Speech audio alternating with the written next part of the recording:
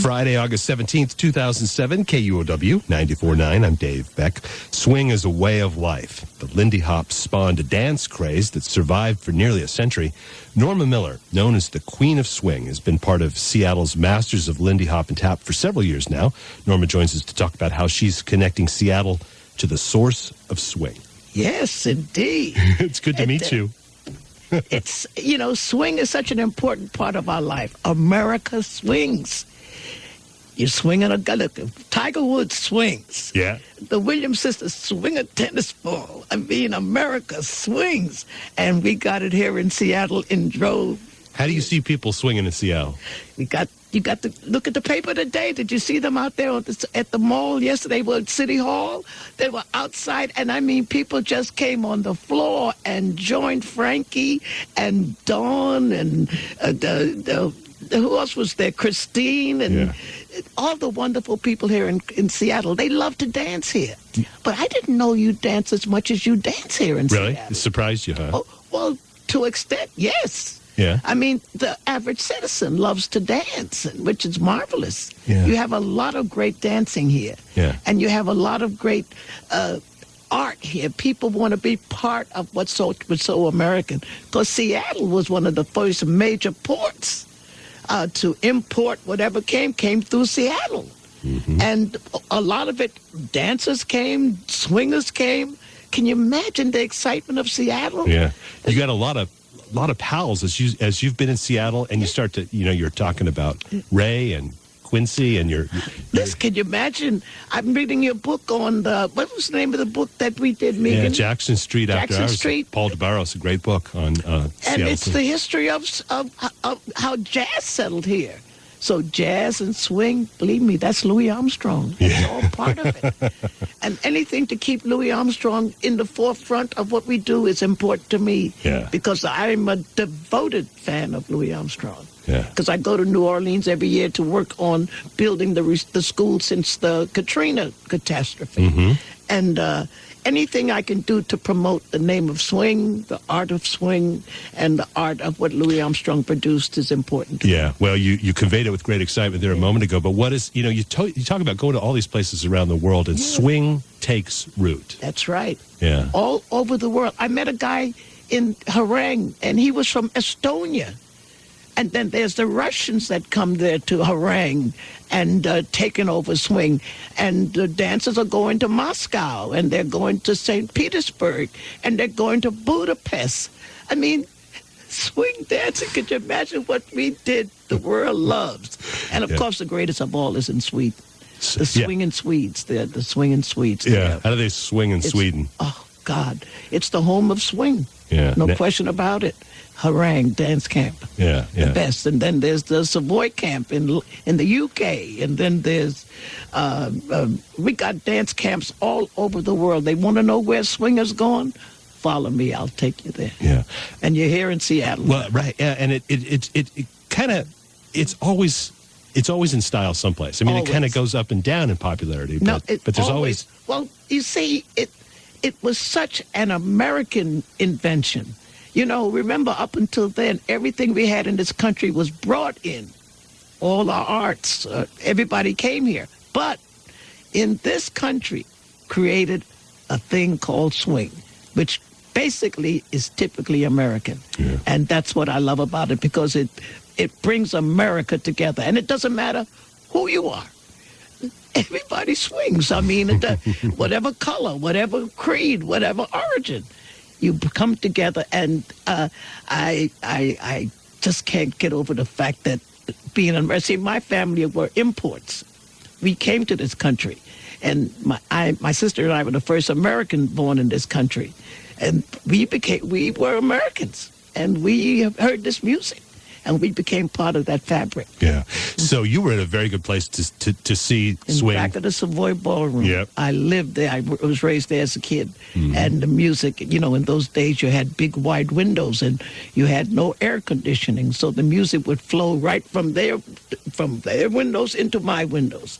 And there I danced to the greatest bands in the world. Yeah. So, I mean, so you could literally hear it from your house? Right there, sitting in the living room, on the fire escape. Yeah, yeah. In the fire escape. So you're how old when you're starting to kind of dance to this music? 10, 11, Yeah. 12. I went to the ballroom for the first time when I was 12. Mm-hmm. They brought me into the ballroom to dance with the greatest dancer in the world. His name was Twist Smart George. I was 12 years old and could dance with them. I could keep up with them. I used to watch them, and I did everything they did. Yeah, yeah. And I was the kid who could dance the Lindy. Mm-hmm. Yeah. You know? And then it became my way of life. Yeah. You met so many people there at the Savoy. Count Basie. Yeah, yeah. Cab Calloway. Right. Ella Fitzgerald. Ella She was about your... We were the same. We were kids together. Yeah, yeah. So when she won a contest, her career took off. And we were kids. But so when she would be traveling, as a person traveling in the theater in those days, remember she was the first girl singer in a band. I mean, up until then, girls didn't travel with bands. And it allowed her to have companions with her. And we were the kids that traveled with her. She loved to play cards. We played cards with her. And we became her opening act. Mm-hmm. And that was how we became a professional group. And that was with the great Ella Fitzgerald. Yeah. We're talking with Norma Miller. She's one of the masters of Lindy Hop, a dancer, actress, teacher, comedian, keeper of the swing dance tradition, the swing tradition. She's talking to us about how she's connecting Seattle to the source of swing. Other treasured friendships that came out of that Savoy scene, so many of them. Well, the most treasured one actually was Louis Armstrong, but also there was Billie Holiday. He used to play the ballroom. Well, we did a lot of my work with the Basie Band because the Basie Band played precisely for dancers. And if you listen to the Basie's music, anybody could dance to it. Yeah. And that's what he intended. He'd tell his writers, make sure the dancers were kept on the floor. And that's how he did it. He did it with music. Yeah. And he had a beat that no other musician had. Right. And the way he managed that beat and that sound. He Give just me kind that of beat. That's right. He didn't seem like he was too involved, but he was making things happen. Right. He would sit there like the piano and tinka, tinka, tinka, tinka, tinka, but he was in a rhythm. A tinka, tinka, guy would walk on, and he'd join him. Ding, ding, ding, ding, ding. Here come the drummer. King, king, king, king. And then all of a sudden there was a pow that just, oh boy, Basie was just the most wonderful person, the most wonderful human being. There was nobody like Basie. Yeah. There was the great Basie. Yeah. And he was the most unassuming human being in the world. I mean, he wasn't flamboyant, like a band leader. Mm-hmm. He would sit there like this and tinker. And we used to call him the tinker.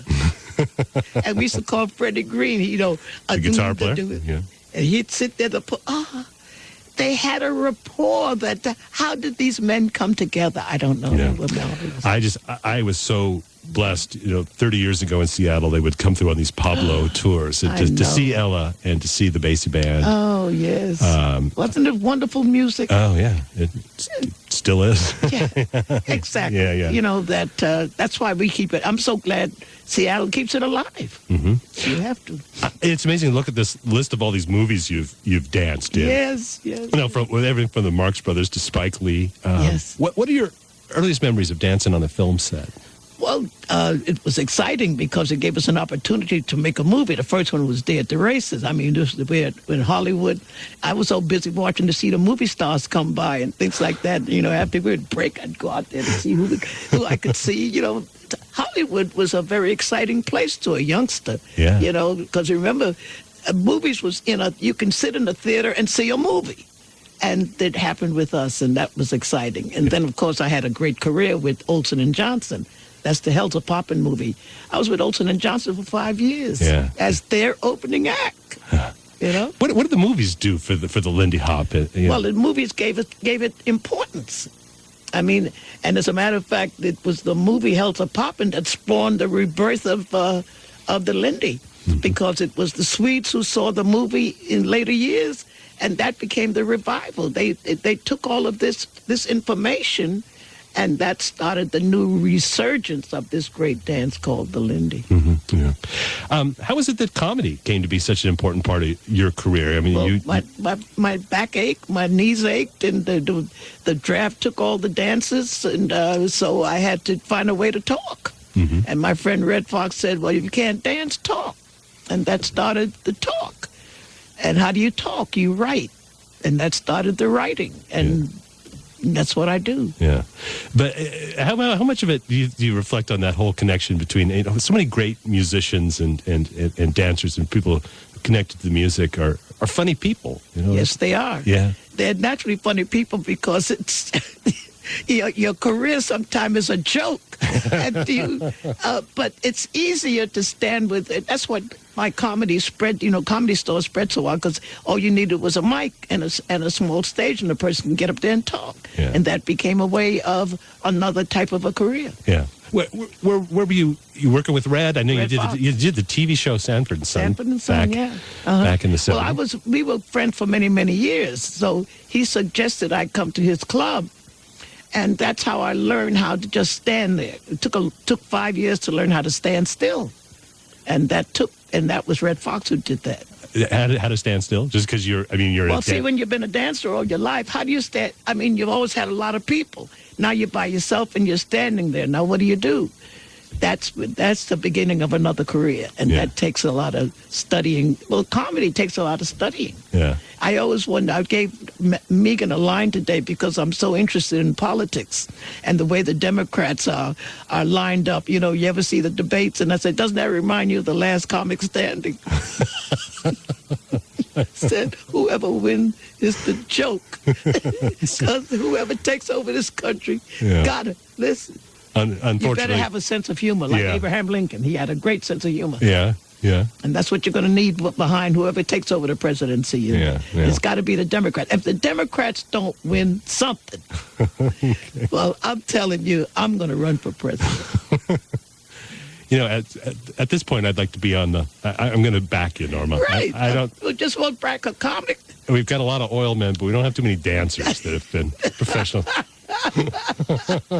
So maybe it's time for a change. How do you meet know. a catastrophe?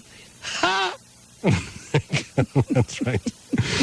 As we kind of look back at, how the Lindy Hop caught your attention as a child, attention of moviegoers who watched Day of the Races in the 30s, and people right in here in Seattle, as we've been talking about.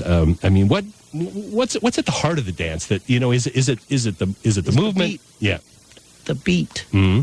It's the beat. Give me the beat. Give me the beat. Yeah. Anybody can respond to that. Right. Give me the beat. And then here come the instrument. Bow, bow, bow, bow, bow, bow. Yeah. That's a language all by itself. Mm-hmm. You don't need, it's a language. Yeah. Well, but sort of the spirit of improvisation. I mean, there's some basic moves to it. Oh yeah. Yeah. It's a swing out. It's a boy and girl together and touching. And it's a human contact. And the most important thing in the world is a human contact. How does the Savoy used to have ladies' free night precisely because that's where the guys would come to meet the girls. So the boy meets girl, the rest is history. Mm-hmm. That's what swing dancing did. Yeah. But you had other great dance. You had the waltz, the foxtrot. You had all of these, but nothing had the impact of a girl coming out and her body's twisting and she's moving. Yeah. It's sex appeal, all kinds. And you have to have a bit of sex appeal in the Lindy. Yeah. It's kind of the ritual. It is. It's passage. Yeah. The rite of passage. Mm-hmm. It's the oldest game in the world. Boy meets girl. Boy gets girl. Yeah. And then 2 becomes 3. Yeah. And life begins. Yeah. And it starts all over again. Yeah. So is that what keeps it yes. keeps it coming back to people in Seattle? Yes. Mm-hmm, mm-hmm. What better way to when you have a date with a girl? When do you take her? Take her dancing? Yeah. Isn't it more wonderful than to be romantically dancing and everything? And you got some good swinging, like do do do do do do do do do do do. Oh wow, that's a language all in itself. I don't dig that, baby. Let me tell you something. You don't dig fried chicken. So, this whole conversation has been a kind of philosophy of life that you and Frankie Manning and all of these long-lived masters of Lindy Hop represent. But what do you when you come into a city, whether it's in Sweden or Seattle, and you talk to all these folks. I mean, what do you try to leave behind for them? We try to leave a legacy. Yeah. To keep it going after we leave. Leave something here so that they will always be part of it. And Seattle is a major, major, major part of it. That's what you mean. That's what it is. It's every part of what we do. It's our life. Mm-hmm. Remember, Seattle swings. Yeah, yeah. You got to remember that. We leave swing. Yeah. And, I mean, who are the young folks that are coming up and doing it? Do you see, are there moves that they make that Same as always. Yeah. Mm-hmm. The youngsters did a show yesterday. They're doing all of our routines, same routines. So they're copying everything they see us do. Then, of course, they take it and go a little further with it. But they have that, which is, they're doing it. We're sitting there watching them. Yeah. And they're doing the same steps that I did. Yeah. Isn't that wonderful? That's right. And these are kids. Yeah, yeah. My grandchildren. I taught a class in Los Angeles for Debbie Allen. I worked with her at the Debbie Allen Dance Academy. My grandchildren, I'm teaching. So, but isn't it interesting? They want to know what I know. But I tell all kids, you think you know. I know. Yeah. So I have something I can give you. Yeah, yeah. What do you you're doing so much. You got these books and stories and DVDs. I love to write. You got all, yeah. I love to write. I write all the time. I got something to write about. People are my material. What I see in the world, I write about, and a lot of it is in dancing. Yeah, yeah, yeah. And as what are your favorite performance outlets these days? I guess writing is one of them. But one of them is sitting in front of television and watching comedy shows. Yeah. Yeah. Yeah. I like to watch comedy shows because comedy is the one that relates to everything we do in the world. And because the world takes itself sometimes too serious. And if you didn't have the joke, you had that valve to make the people laugh. I think that's important. Red Fox taught me that. Yeah. You need that valve because things get so uptight. And how do you release that uptightness? Well, a good joke will do it every time. Mm-hmm. And that's what I do. Yeah. I try to write a good joke. Yeah. Yeah. Because you suckers is a joke. And I think you're throwing a little dancing and listening to some good music. And always. And you've given us a lot of good ideas here. Oh, beautiful. Listen, go home at night and listen to Billie Holiday. Yeah. I can do that. Oh, yeah. Yeah. Can you dig it? I can do that. Okay, good. Norma Miller's been with us. She's one of the masters of Lindy Hop, a dancer, actress, teacher, comedian, keeper of the swing dance tradition, talking to us about how she's connecting Seattle to the source of swing, has been doing that for many, many years now. Masters of Lindy Hop and Tap events featuring Norma Miller and many others runs through this Sunday, August 19th at the Century Ballroom. Please come. Yeah, going to be some great big bands there. Ernestine's going to be there. Ernestine Anderson will be there. Yeah. Chester Whitmore with his Opus One band. Information about all of those events at our website, KUOW.org. Friday, August 17th, 2007, KUOW 94.9. Amen. I'm Dave Beck. À tout à l'heure.